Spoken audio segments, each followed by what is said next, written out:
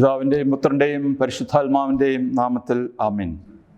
വന്യരായ വൈദിക സഹോദരന്മാരെ, ഉയർപ്പിന് ശേഷമുള്ള രണ്ടാം ഞായറാഴ്ചയാണ്. സന്തോഷത്തിൻ്റെ സദ്വാർത്ത പരമ്പരയിലെ 26-ാം എപ്പിസോഡിലേക്ക് നിങ്ങൾക്ക് സ്വാഗതം. ഈ ഞായറാഴ്ചയ്ക്ക് നിർദ്ദേശിക്കപ്പെട്ടിരിക്കുന്ന സുവിശേഷം യോഹന്നാൻ 21-ാം അധ്യായം 1 മുതൽ 14 വരെയുള്ള വാക്യങ്ങളാണ്. ഇതിനു ശേഷം യേശു തിബേരിയസ് കടൽ തീരത്ത് വെച്ച് ശിഷ്യന്മാർക്ക് വീണ്ടും തന്നെ വെളിപ്പെടുത്തി. അവൻ വെളിപ്പെടുത്തിയത് ഇപ്രകാരമാണ്: ശിമോൻ പത്രോസ്, ദീദിമോസ് എന്ന് വിളിക്കപ്പെടുന്ന തോമസ്, ഗലീലിലെ കാനായിൽ നിന്നുള്ള നത്തനയേൽ, സെബദിയുടെ പുത്രന്മാർ എന്നിവരും വേറെ 2 ശിഷ്യന്മാരും ഒരുമിച്ചിരിക്കുകയായിരുന്നു. ശിമോൻ പത്രോസ് പറഞ്ഞു, ഞാൻ മീൻ പിടിക്കാൻ പോവുകയാണ്. അവർ പറഞ്ഞു, ഞങ്ങളും നിന്നോടുകൂടെ വരുന്നു. അവർ പോയി വള്ളത്തിൽ കയറി. എന്നാൽ ആ രാത്രിയിൽ അവർക്ക് ഒന്നും കിട്ടിയില്ല. ഉഷസ്സായപ്പോൾ യേശു കടൽക്കരയിൽ വന്നു നിന്നു. എന്നാൽ അത് യേശുവാണെന്ന് ശിഷ്യന്മാർ അറിഞ്ഞില്ല.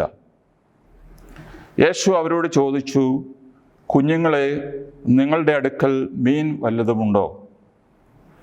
ഇല്ല എന്ന് അവർ ഉത്തരം പറഞ്ഞു. അവൻ പറഞ്ഞു, വള്ളത്തിൻ്റെ വലതുവശത്ത് വലയിടുക, അപ്പോൾ നിങ്ങൾക്ക് കിട്ടും. അവർ വലയിട്ടു. അപ്പോൾ വലയിലകപ്പെട്ട മത്സ്യത്തിൻ്റെ ആധിക്യ നിമിത്തം അത് വലിച്ചു കയറ്റാൻ അവർക്ക് കഴിഞ്ഞില്ല. യേശു സ്നേഹിച്ചിരുന്ന ശിഷ്യൻ പത്രോസിനോട് പറഞ്ഞു, അത് കർത്താവാണ് എന്ന് കേട്ടപ്പോൾ ശിമോൻ പത്രോസ് താൻ നഗ്നനായിരുന്നതുകൊണ്ട് പുറങ്കുപ്പായം എടുത്തു ധരിച്ച് കടലിലേക്ക് ചാടി. എന്നാൽ മറ്റ് ശിഷ്യന്മാർ മീൻ നിറഞ്ഞ വലയും വലിച്ചുകൊണ്ട് വള്ളത്തിൽ തന്നെ വന്നു. അവർ കരയിൽ നിന്ന് ഏകദേശം 200 മുഴത്തിലധികം അകലെയല്ലായിരുന്നു. കരക്കിറങ്ങിയപ്പോൾ തീ കൂട്ടിയിരിക്കുന്നതും അതിൽ മീൻ വച്ചിരിക്കുന്നതും അപ്പവും അവർ കണ്ടു. യേശു പറഞ്ഞു, നിങ്ങൾ ഇപ്പോൾ പിടിച്ച മത്സ്യത്തിൽ കുറെ കൊണ്ടുവരുവിൻ. ഉടനെ ശിമോൻ പത്രോസ് വള്ളത്തിൽ കയറി വലിയ മത്സ്യങ്ങൾ കൊണ്ട് നിറഞ്ഞ വല വലിച്ച് കരയ്ക്ക് കയറ്റി. അതിൽ 153 മത്സ്യങ്ങളുണ്ടായിരുന്നു. ഇത്രയധികം ഉണ്ടായിരുന്നിട്ടും വല കീറിയില്ല. യേശു പറഞ്ഞു, വന്ന് പ്രാതൽ കഴിക്കുവിൻ. ശിഷ്യന്മാരിൽ ആരും അവനോട് നീ ആരാണ് എന്ന് ചോദിക്കാൻ മുതിർന്നില്ല. അത് കർത്താവാണെന്ന് അവർ അറിഞ്ഞിരുന്നു. യേശു വന്ന് അപ്പമെടുത്ത് അവർക്ക് കൊടുത്തു, അതുപോലെ തന്നെ മത്സ്യവും. യേശു മരിച്ചവരിൽ നിന്ന് ഉയർപ്പിക്കപ്പെട്ട ശേഷം ശിഷ്യന്മാർക്ക് പ്രത്യക്ഷപ്പെടുന്നത് ഇത് 3-ാം പ്രാവശ്യമാണ്. ദൈവമേ, സ്തുതിക്ക് യോഗ്യമാകുന്നു. ഭാരിക്കുമോ. വല്ലപ്പോഴും നാം ഓർക്കുന്നതെന്ന് ഇത് ബൈബിൾ പ്രസംഗമല്ല, ഒരു സുവിശേഷ പഠനമാണ്. ഉയർപ്പ് ദിവസം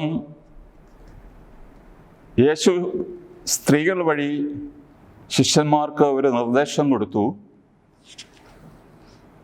അതായത് സ്ലീഹന്മാർ ഗലീലയിലേക്ക് പോകണം. ജെറുസലേമിൽ നിന്ന് ഉദ്ദേശം 220 കിലോമീറ്റർ അകലെയുള്ള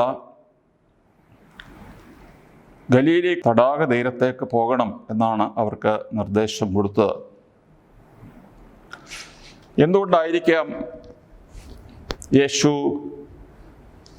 താൻ 3-ാം പ്രാവശ്യം ഈ ഗലീല കടൽ തീരത്ത് വെച്ച് സ്വയം വെളിപ്പെടുത്താൻ ഇഷ്ടപ്പെട്ടത്?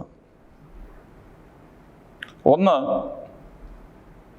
ഗലീല കടൽ എന്ന് നമ്മൾ പറയുമെങ്കിലും അത് തടാകമാണ്.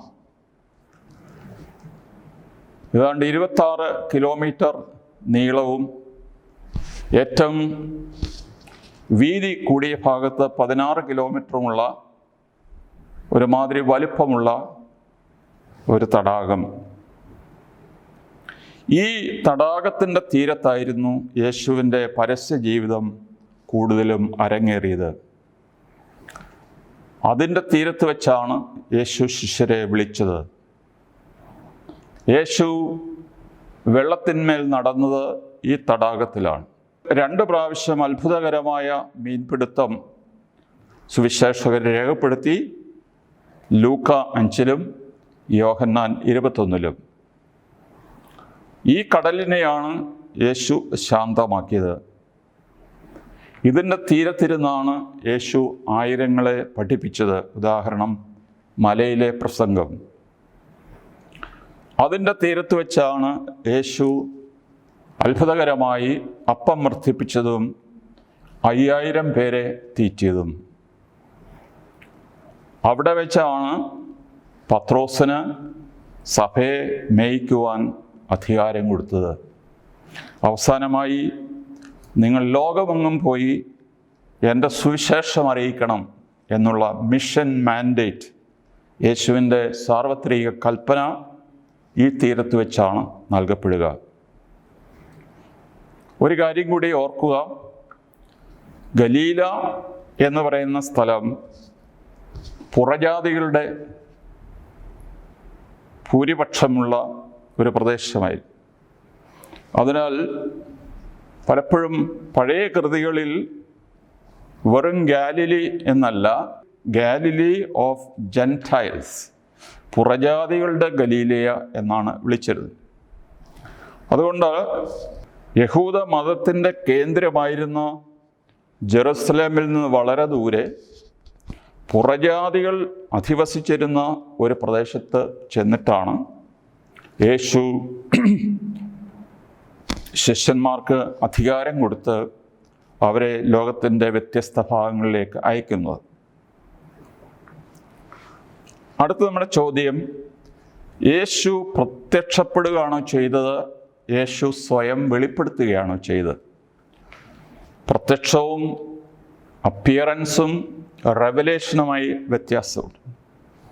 ഇവിടെ POC ബൈബിൾ 2 പ്രാവശ്യം പറഞ്ഞിരിക്കുന്നു, യേശു സ്വയം വെളിപ്പെടുത്തത് ഇപ്രകാരമാണ്.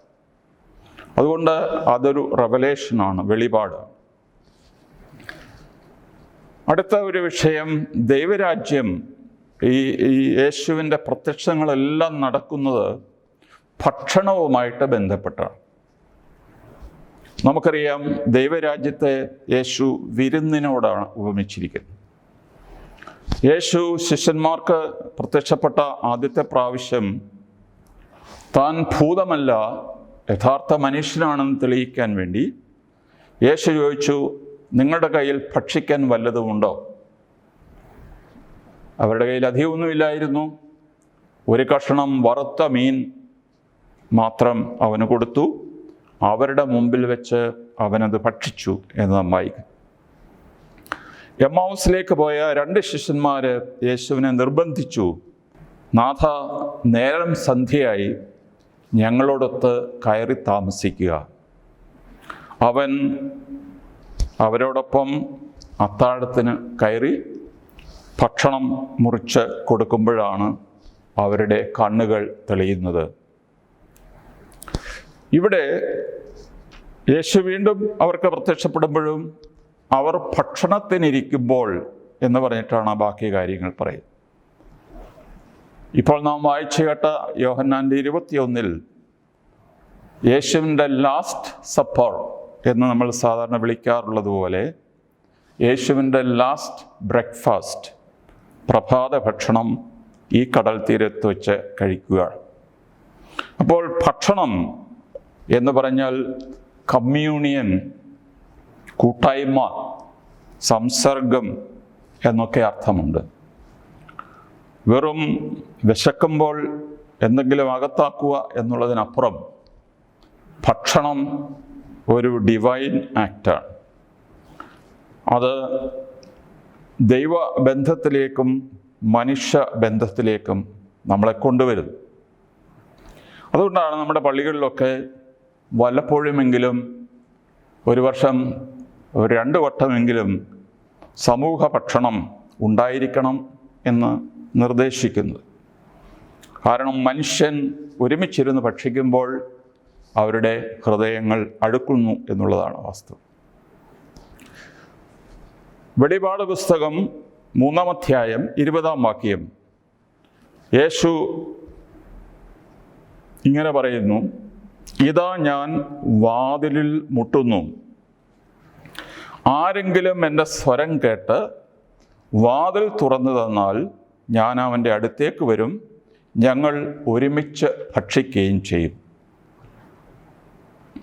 അപ്പോൾ യേശു മുട്ടിക്കൊണ്ടിരിക്കുന്നു, ആരെങ്കിലും തുറന്നു കൊടുത്താൽ അകത്ത് വരും, അവനോടൊപ്പം അത്താഴം കഴിക്കും. അപ്പോൾ യേശുവുമായിട്ടുള്ള കമ്മ്യൂണിയൻ സാധ്യതപ്രായമാകുന്നത് ഒരു അത്താഴത്തോടു കൂടിയാണ്. നമ്മൾ ആദിമസഭയിൽ ഈ സ്നേഹഭോജനത്തിന് അഗാപ്പേ എന്നുള്ള പേരാണ് കൊടുത്തിരുന്നത്. സ്നേഹം എന്നാണ് അർത്ഥം. ഇവിടെ അർത്ഥമാക്കുന്നത് സ്നേഹഭോജനം. ശിഷ്യന്മാർ യൂദാസ്കറിയോത്ത ആത്മഹത്യ ചെയ്തു. അതിനുശേഷം 11 ശിഷ്യന്മാർ ബാക്കിയുണ്ടായിരുന്നു. എന്നാൽ ഗലീല കടൽ തീരത്ത് നമ്മൾ കാണുന്നത് 7 പേരെ മാത്രമേ ഉള്ളൂ. വേറെ 4 പേര് എവിടെ പോയി എന്നൊരു ചോദ്യമുണ്ട്. എങ്കിലും നമുക്ക് ഉത്തരം പറയുവാൻ ബൈബിളിൽ നിന്ന് തെളിവുകളില്ല. മത്തായി 4:19 യേശു പറഞ്ഞു, ഞാൻ നിങ്ങളെ മനുഷ്യരെ പിടിക്കുന്നവരാക്കാം. നിങ്ങളെ കുറച്ച് മീൻ പിടിക്കുന്ന വിദ്യയാണ് നിങ്ങളുടെ കൈവശമുള്ളത്. എന്നാൽ ലോക ജനതകളെ മുഴുവൻ ഈ ദൈവരാജ്യത്തിലേക്ക് വീശിപ്പിടിക്കുവാൻ ഞാൻ നിങ്ങളെ പഠിപ്പിക്കാം എന്നാണ് യേശു പറഞ്ഞത്. എന്നാൽ ദൈവരാജ്യത്തിലേക്ക് മനുഷ്യരെ തേടിപ്പിടിക്കുന്ന ദൈവികമായ ആജ്ഞ വിസ്മരിച്ചിട്ടാണോ ശ്ലീഹന്മാർ പഴയ പണിക്ക് പോയത്? ചിലർ വ്യാഖ്യാനിക്കുന്നു, യേശു മരിച്ചതോടുകൂടി ശ്ലീഹന്മാരുടെ വരവ് അവസാനിച്ചു. യേശുവിൻ്റെ വരവ് എന്തായിരുന്നു? യേശുവിന് ശമ്പളമോ മറ്റു വരുമാനങ്ങളൊന്നുമില്ലായിരുന്നു. സന്മനസ്സുള്ള മനുഷ്യർ ചെറിയ സംഭാവനകൾ കൊടുത്തിരുന്നു. പിന്നെ നാം വായിക്കുന്നു, ഗലീലിൽ നിന്നുള്ള യേശുവിനെ അനുഗമിച്ച ചില സ്ത്രീകൾ അവരുടെ മുതൽ, അവരുടെ പറമ്പൊക്കെ വിറ്റിട്ട് അതിൽ നിന്ന് കിട്ടിയ തുക കൊണ്ട് അവർ യേശുവിനെയും ശിഷ്യന്മാരെയും സന്ധിച്ചിരുന്നു എന്ന് നാം വായിച്ചിട്ടുള്ളൂ. അതിനാൽ ഉപജീവനത്തിന് വേറെ മാർഗമില്ലാതിരുന്നവർ കടൽ തീർത്ത് ചെന്നപ്പോൾ വലയെടുത്ത് ഒന്ന് പരീക്ഷിച്ച് കളയാം എന്ന് പറഞ്ഞ് 3 വർഷത്തിന് ശേഷം ആദ്യമായിട്ടൊരു മീൻപിടുത്തം നടത്തിയെങ്കിൽ അതിന് അവരെ കുറ്റം പറയാനില്ല. എങ്കിലും ഓസ്ട്രേലിയയിൽ നിന്നുള്ള ഒരു പുതിയ നിയമ പണ്ഡിതനാണ് ലിയോൺ മോറിസ്.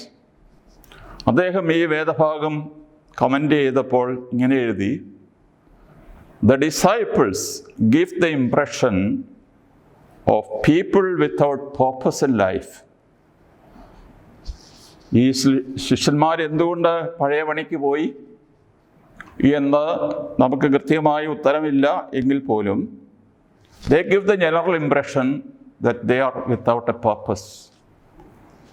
എന്തിനവർ ജീവിക്കുന്നു, പ്രവർത്തിക്കുന്നു എന്നറിയാൻ പറ്റാത്ത ഒരു പറ്റം ആൾക്കാർ. കർത്താവ് എന്ത് ചെയ്തു? അവരെ വീണ്ടും, ഈ ചിതറിപ്പോയവരെ, ഈ ദൗത്യബോധമില്ലാതെ ജീവിച്ചവരെ യേശു വീണ്ടും വീശിപ്പിടിക്കുക. മനഃശാസ്ത്രത്തിൽ പ്രത്യേകിച്ച് കൗൺസലിംഗ് കൊടുക്കുന്ന അവസരത്തിൽ പഠിപ്പിക്കുന്ന ഒരു കാര്യം, ഡിവോഴ്സിനെ കുറിച്ച് ചിന്തിക്കുന്ന കപ്പിൾസ് അവരെ കൗൺസലിംഗ് നടത്തുന്ന അവസരത്തിൽ അവരെ ഓർമ്മയിലൂടി പഴയ കാര്യങ്ങളിലേക്ക് കൊണ്ടുപോകും. ഇപ്പോൾ അവർ കീരിയും പാമ്പും എന്ന രീതിയിൽ അങ്ങോട്ടും ഇങ്ങോട്ടും ഫൈറ്റ് ചെയ്യുന്നവരാണ്. അതുകൊണ്ടാണല്ലോ അവർ പിരിയാൻ ആഗ്രഹിക്കുന്നു. എന്നാൽ ഇങ്ങനെ പരസ്പരം ഭിന്നിച്ചു നിൽക്കുന്ന ആൾക്കാരെ ഓർമ്മകളിലൂടെ പുറകോട്ട് കൊണ്ടുപോവുക. ഇവർ ആദ്യമായി കണ്ടുമുട്ടിയ സന്ദർഭം, അവരുടെ സ്നേഹം പങ്കുവെച്ച ഒരവസരം, അന്നത്തെ ഒരു അന്തരീക്ഷം, പല കാര്യങ്ങളും നമ്മൾ കാണുന്നത് കേൾക്കുന്നതെല്ലാം നമ്മുടെ മനസ്സിൽ റെക്കോർഡ് ചെയ്യുകയാണ്. മറ്റാരും പറയാത്ത ഒരു ചെറിയ വിശേഷം മണമാണ്. ഈ മണത്തിനും നമ്മുടെ പഴയ കാര്യങ്ങൾ ഓർമ്മിപ്പിക്കുവാൻ മനുഷ്യ മനഃശാസ്ത്രത്തിൽ അതിന് ഒരു പങ്കുണ്ട്. ഇവിടെ ചാർക്കോൾ കൽക്കരിയാണ്, കരിക്കട്ട. അതിൻ്റെ ഹീബ്രു വാക്ക് അന്ത്രാക്കിയ എന്നാണ്. ഈ അന്ത്രാക്കിയ എന്നുള്ള പദം 2 പ്രാവശ്യമേ സുവിശേഷത്തിൽ വരുന്നുള്ളൂ. ഒന്ന് യോഹന്നാൻ്റെ 18:18 യോഹന്നാൻ്റെ 21:9. ഈ ചാർക്കോൾ അല്ലെങ്കിൽ കൽക്കരി കത്തിക്കുമ്പോൾ അതിൻ്റെ പരിസരത്ത് ഒരു മണം പരക്കും. യോഹന്നാൻ്റെ 18:18 എന്ന് പറഞ്ഞാൽ പ്രധാന പുരോഹിതൻ്റെ വീട്ടുമുറ്റത്ത് യേശു അകത്ത് വിസ്തരിക്കപ്പെടുമ്പോൾ ഈ പരിയമ്പറത്തൂടി നടക്കുന്ന പട്ടിയെപ്പോലെ അകത്ത് വരാതെ ഇങ്ങനെ സർക്കിൾ ചെയ്യുന്ന ഒരാളായിട്ടാണ് പത്രോസിനെ വിവരിച്ചിരിക്കുന്നത്. അപ്പോൾ അവൻ മുറ്റത്ത് തന്നെ നിന്നു. തണുപ്പ് കാലമായിരുന്നു എന്നതുകൊണ്ട് ചാർക്കോൾ ഉപയോഗിച്ച് കത്തിച്ചിരുന്ന ഒരു നെരിപ്പോടിന് ചുറ്റും ഈ പ്രധാന പുരോഹിതൻ്റെ സേവകന്മാർ ഇങ്ങനെ കൈയൊക്കെ നീട്ടി ചൂട് പിടിപ്പിക്കാനായിട്ടിരുന്നപ്പോൾ പത്രോസും അവരുടെ കൂടെ കൂടി. നല്ല കിടുകിട വിറയ്ക്കുന്ന മനുഷ്യൻ ചില ചൂട് കിട്ടുമ്പോൾ അതൊരു സുഖമാണ്. അങ്ങനെ ശത്രുക്കളോടൊത്ത് തീ കായാൻ പോയ പത്രോസിൻ്റെ പരാജയം അവിടെ വെച്ചാണ് അവൻ യേശുവിനെ ചടിയട 3 പ്രാവശ്യം ഉപേക്ഷിക്കുന്നു, തള്ളിപ്പറയുന്നു. അപ്പോൾ ആ തള്ളിപ്പറഞ്ഞപ്പോൾ അവൻ്റെ പരിസരത്ത് വ്യാപിച്ചിരുന്ന ഈ ചാർക്കോളിൻ്റെ മണം, അത് യേശു ഒരിക്കൽ കൂടി മനസ്സിൽ കൊണ്ടുവന്ന് ഉദ്ദീപിപ്പിക്കുകയാണ്. ഈ കടൽ തീരത്ത് യേശു, നമ്മൾ സാധാരണ വിറകാണ് ഉപയോഗിക്കുക, വിറക് കുറവുള്ള സ്ഥലങ്ങളിലാണ് ഈ കൽക്കരി ഉപയോഗിക്കുക. അപ്പോൾ ഇതുപോലുള്ള കൽക്കരി വെച്ച് തീ കൂട്ടിയിരിക്കുന്നതും അതിൻ്റെ മുകളിൽ സാധാരണ ഗോതമ്പ് അപ്പം ചൂട് പിടിപ്പിച്ച് കഴിക്കും. അവിടെ മീനും വെച്ചിരിക്കുന്നതായിട്ടാണ് അവിടെ കാണുക. അങ്ങനെ രാത്രി മുഴുവൻ ഈ തണുത്ത വെള്ളത്തിൽ അധ്വാനിച്ച് വെളുപ്പം കാലത്ത് യേശു എന്ന് വിളിച്ചപ്പോൾ കടൽക്കരയിൽ വന്ന ശിഷ്യന്മാർ യോഹന്നാൻ്റെ 18:18 പറഞ്ഞിരിക്കുന്നത് പോലെ തന്നെ ഈ ചെറിയ തീക്ക് ചുറ്റും ഒരുമിച്ച് കൂടിയിരുന്നപ്പോൾ പഴയ കൽക്കരിയുടെ മണം പത്രോസിനടിച്ചു കാണും. എന്തെല്ലാം ചിന്തകൾ കർത്താവിനെ ഉപേക്ഷിച്ച് ഓടിപ്പോയത്. എല്ലാ ശിഷ്യന്മാരും ഓടിപ്പോയി. അപ്പോൾ വലിയ മനസ്താപത്തോടുകൂടി അതിൻ്റെ ഇരട്ടി തിരിച്ചു കൊടുക്കണം എന്നുള്ള വലിയ ചിന്തയോടുകൂടി പത്രോസും കൂട്ടരും ആ തീക്ക് ചുറ്റും വീണ്ടും ഇരുന്നു. ഇത് ഒരു ചെറിയ ഡീറ്റെയിലാണ്, എങ്കിലും ഭാഷാപരമായിട്ട് അർത്ഥമുള്ള ഒരു ചെറിയ അംശം. എന്താണ് നമുക്ക് ഇന്നത്തെ സുവിശേഷത്തിൽ നിന്ന് മനസ്സിലാക്കുവാനുള്ള പ്രധാനപ്പെട്ട പോയിന്റ്? യേശു ചോദിക്കുന്നു, ആരാണെന്ന് അവൻ സ്വയം അന്നേരം വെളിപ്പെടുത്തിയില്ല. അവിടെ ഒരു പാറക്കെട്ടുണ്ടായിരുന്നു. പാറക്കെട്ടിൻ്റെ മുകളിൽ നിന്ന് യേശു ഉദ്ദേശം 200 മുഴം അകലെ വലയിട്ടിരുന്നവരോട് വിളിച്ച് കൂവി പറയാണ്, കുഞ്ഞുങ്ങളെ, നിങ്ങൾക്ക് വല്ലതും കിട്ടിയോ? കഴിക്കാൻ വല്ലതും ഉണ്ടോ എന്നാണ് ചോദിക്കുക. അവർ പറഞ്ഞു, ഞങ്ങൾക്ക് ഒന്നും കിട്ടിയില്ല. രാത്രി മുഴുവൻ അധ്വാനിച്ചിട്ടും ഒരു പൂഞ്ഞാനെ പോലും കിട്ടിയില്ല. ഇവിടെ നമ്മൾ ഓർക്കേണ്ടത്, admit your insufficiency and Christ sufficiency. യോഹന്നാൻ്റെ 15:5 യേശു മുന്തിരിച്ചെടിയുടെ ഉപമയെക്കുറിച്ച് പറഞ്ഞപ്പോൾ, നിങ്ങൾക്ക് എന്നോട് കൂടെ അല്ലാത്തവന്, apart from me you can do nothing. എന്നെ കൂടാതെ നിങ്ങൾക്ക് ഒന്നും ചെയ്യാൻ സാധ്യമല്ല. ഇത് വളരെ പ്രായോഗികമായിട്ട് നമ്മൾ കാണുന്നത്, യേശുവിനെ കൂടാതെ സ്വന്തം ബുദ്ധിയിൽ സ്വന്തം പണിക്ക് പോയ ഇവർ രാത്രി മുഴുവൻ അധ്വാനിച്ചിട്ടും ഒന്നും കിട്ടിയില്ല. ഇത് admitting one's insufficiency and Christ sufficiency. 2, Yeshu പറഞ്ഞു, വലതുവശത്ത് വലയിടുക. പത്രോസും മറ്റും എത്ര വർഷം ഈ തടാകത്തിൽ മീൻ പിടിച്ചതാണ്. ഇവിടെ പാറക്കെട്ടിന് മുകളിൽ നിൽക്കുന്നവൻ ആരാണ് ഞങ്ങളെ പഠിപ്പിക്കാൻ? ഈ കടൽ മുഴുവൻ അരിച്ചു പറക്കിയതാണ് ഞങ്ങൾക്ക് ഒരുത്തൻ്റെ ഉപദേശത്തിൻ്റെ ആവശ്യമില്ല എന്ന് വേണമെങ്കിൽ പറയാമായിരുന്നു. എന്നാൽ യേശുവിൻ്റെ കൽപ്പന കിട്ടിക്കഴിഞ്ഞപ്പോൾ ഉടൻ തന്നെ വള്ളത്തിൻ്റെ വലതുവശത്ത് അവർ വലയിറക്കി. അതിൽ നിന്ന് 153 വലിയ മത്സ്യങ്ങൾ വലയിൽ കുടുങ്ങി എന്ന് നാം വായിക്കുന്നു. 153 സംഖ്യ പല സഭാപിതാക്കന്മാരും അവരവരുടേതായിട്ടുള്ള സ്വന്തം അലഗോറിക്കൽ ഇൻ്റർപ്രിട്ടേഷൻ നടത്തി ഇതെല്ലാം ഫിഗേഴ്സ് വെച്ച് അനലൈസ് ചെയ്തിട്ടുണ്ട്. എന്നാൽ നമ്മൾ അതിലേക്കൊന്നും പോകുന്നില്ല. 4-ാം നൂറ്റാണ്ടിൽ ജീവിച്ചിരുന്ന ബിബ്ലിസ്റ്റ്, ബൈബിൾ പണ്ഡിതനായ ജെറോം പറയുന്നു, 153 എന്ന് പറയുന്നത് അന്ന് ഒരു കടലിൽ ഉള്ള മത്സ്യങ്ങളുടെ അതിൻ്റെ ജേനൂസ് എന്ന് പറയുമ്പോൾ how many types of fish are there. അപ്പോൾ 153 ഇനം മത്സ്യങ്ങൾ എന്നാണ് മനസ്സിലാക്കുന്നത്. ഇവിടെ കടൽ, വലയിറക്കുക, ആ വലയിൽ കുടുങ്ങിയ മത്സ്യം വലിച്ചുകൊണ്ട് യേശുവിൻ്റെ അടുത്തേക്ക് വരിക, ഇതൊക്കെ മിഷൻ ദൗത്യത്തെ ഉദ്ദേശിച്ചുള്ള കാര്യങ്ങളാണ്. അതിനാൽ ഒരു വലയിൽ 153 വലിയ മത്സ്യങ്ങൾ കുടുങ്ങി എന്ന് പറയുമ്പോൾ ഇത് ലോകത്തിൻ്റെ എല്ലാ ജനതകളെയും തൻ്റെ രാജ്യത്തിലേക്ക് വലിച്ചടുപ്പിക്കുന്ന ഒരു പ്രക്രിയയുടെ കാര്യമാണ് ഇവിടെ പറയുന്നത്. അടുത്ത പോയിന്റ്, യേശുവുമായിട്ട്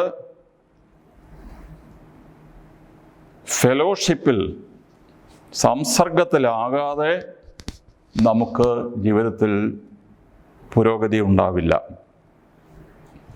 യേശു നൽകുന്ന ക്ഷമ സ്വീകരിക്കാൻ നമ്മൾ തയ്യാറാണ്. ഒരിക്കൽ 80 വയസ്സായ ഒരു കുറ്റവാളി ഉണ്ടായിരുന്നു.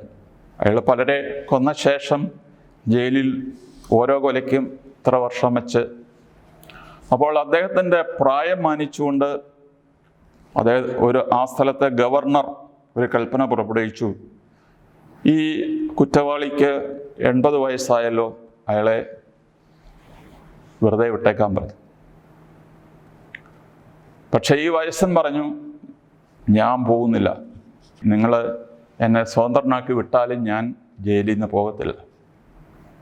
പിന്നീട് അന്വേഷിച്ച് വന്നപ്പോഴാണ് പറഞ്ഞ്, ഞാൻ ജയിലിൽ നിന്ന് പുറത്തു പോയാൽ എനിക്ക് താമസിക്കാൻ വീടില്ല, തൊഴിലില്ല, വരുമാനമില്ല, ഇവിടെയാണെങ്കിൽ ഒരധ്വാനം കൂടാതെ എനിക്ക് 4 നേരം ഭക്ഷണം കിട്ടും, അതുകൊണ്ട് ഞാൻ പോകുന്നില്ല എന്ന് പറഞ്ഞു.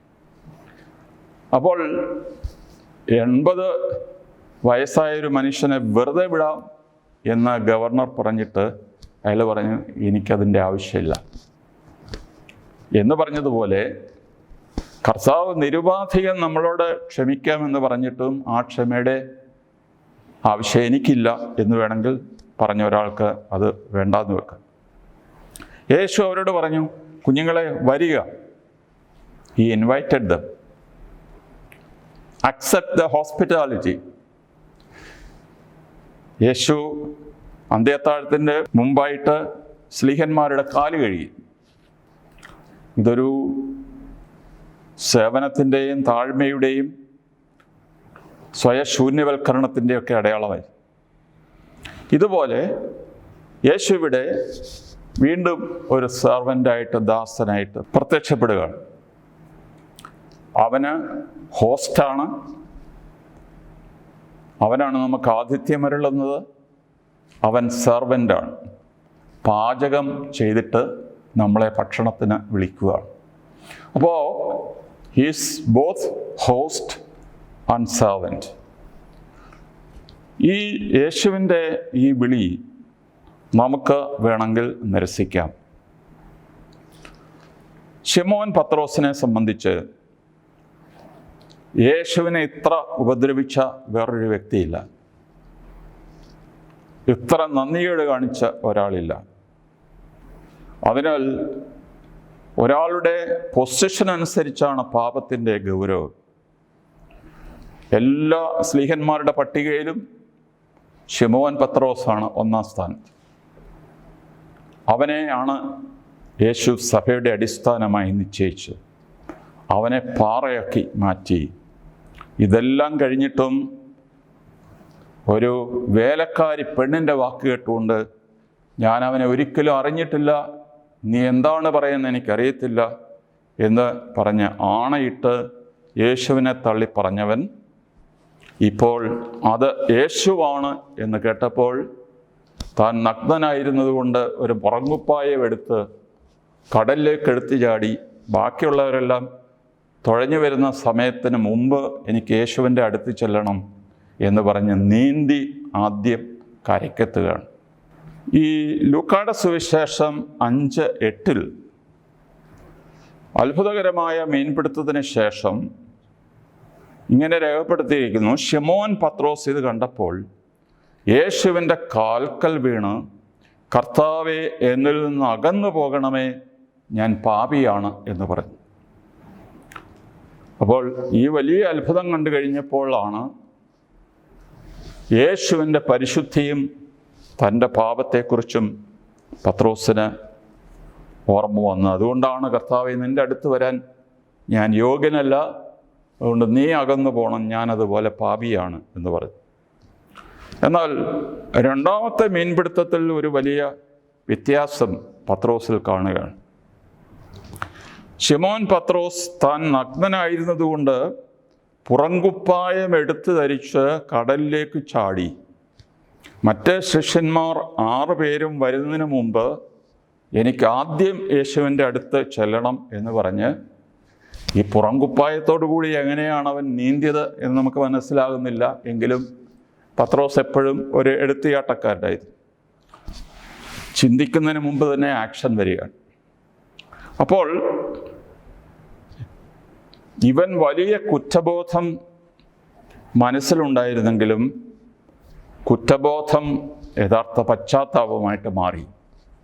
കുറ്റബോധം ഡിസ്ട്രക്റ്റീവാണ്, പശ്ചാത്താപം, റിപ്പൻറ്റൻസ് രക്ഷാകരമാണ്.